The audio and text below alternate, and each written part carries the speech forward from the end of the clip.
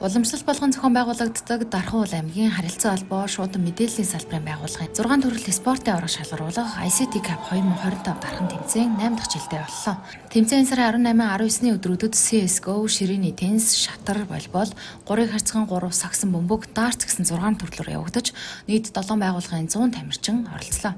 Тэмцээний ерөнхий зохион байгуулагчаар Дархан уул аймгийн шуудангийн үйлчилгээний газар, хамтран зохион байгуулагчаар аймгийн засаг даргын тамирын газрын мэдээлэл технологийн алба, хэвлэлийн үнд итгэгчээр сайн урших компани хамтран ажиллалаа.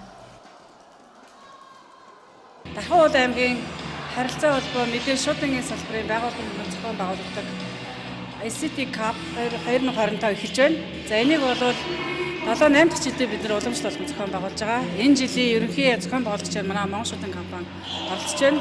За одоогийн байдлаар Дархан уул аймагт харилцаа холбооны чиглэлээр 10 гаруй байгууллага 400-аад хүмүүс ажилладаг. Үүнээс 100 тамирчин оролцож байна.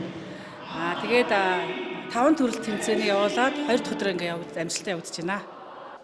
Тэмцээний дүнгээр тэргүүн байранд Skytel Group, Дэд байранд Unitel Group, 3 дугаар байрыг мэдээлэл холбооны сүлжээ төрийн өмчөд хариуцлагатай явцад компани эзэлжээ.